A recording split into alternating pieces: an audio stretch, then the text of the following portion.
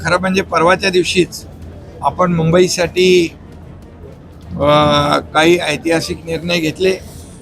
पागडी मुक्त मुंबई आणि त्याचबरोबर सर्वांना जवळपास 20,000 इमारतींना ओसी देण्याचा निर्णय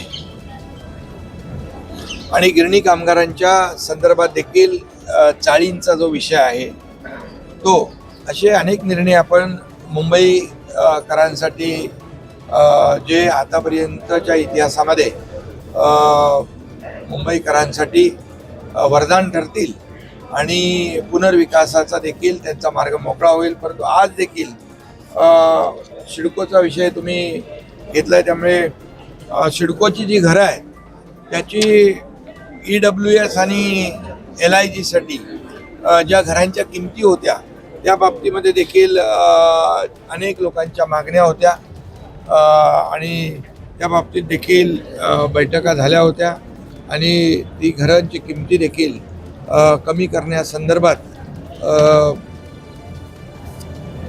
एक विधान परिषदेतील आमदार विक्रांत पाटील आणि शशिकांत शिंदे आणि इतर लोकांच्या बरोबर देखील चर्चा बैठक झाली होती. आणि इतरही आपल्या नागरिकांची मागणी गेल्या अनेक वर्षापासून होती की सिडकोची घरं त्याचे दर कमी करा आणि आजच्या ह्याच्यामध्ये आपण 10% त्या घरांमध्ये रकमेमध्ये सवलत देण्याचा निर्णय घेतला, जेणेकरून नव्या मुंबईमध्ये जवळपास 17,000 घरं या घरांमध्ये जे लॉटरीच्या माध्यमातून लॉटरी निघेल त्या 10% रक्कम कमी करण्याचा निर्णय आम्ही घेतला आहे. जसं आदरणीय प्रधानमंत्री महोदयांचं जे संकल्पना आहे हाऊसिंग फॉर ऑल, या संदर्भामध्ये देखील म्हणजे याचा फायदा होईल आणि लोकांना परवडणाऱ्या दरांमध्ये चांगली घरं मिळतील. त्यामुळे हा एक निर्णय लोकांसाठी फायद्याचा आहे. त्याचबरोबर आज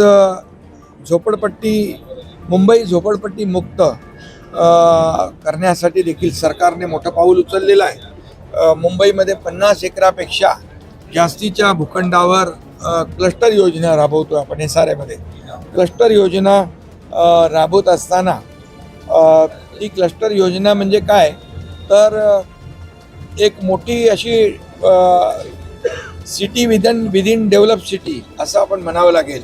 कारण मोठा एरिया आल्यामुळे मोठे रस्ते होणार, तिथे गार्डन होणार, तिथे मुलांना खेळायला बगीचा, ग्राउंड, पार्किंग, क्लब हाऊस, आरोग्याच्या सुविधा, शिक्षणाच्या सुविधा, या सगळ्या सुविधा त्यामध्ये मिळतील आणि लोकांचं जीवनमान जे आहे ते उंचावलं जाईल या क्लस्टरच्या माध्यमातून. आणि पहिल्या टप्प्यामध्ये आम्ही 17 प्रकल्पांची निवड केलेली आहे. त्यामध्ये काही नावं मी सांगतो. ओशिवरा आहे, गोवंडी आहे, चिता कॅम्प आहे, टागोर नगर आदी ठिकाणी या योजना आम्ही राबवतोय. आणि सगळ्यात महत्त्वाचं म्हणजे रमाबाई आंबेडकर नगर घाटकोपर 17,000 घरांचं आपण क्लस्टर करतोय आणि त्याला SRA आणि MMRDA यांनी सुरुवात देखील केलेली आहे. आणि तिथं त्यांना असं वाटलं होतं की 20-25 वर्षापासून भाडंही मिळत नाही, घरंही मिळत नाही, डेव्हलपरही गेलाय सोडून.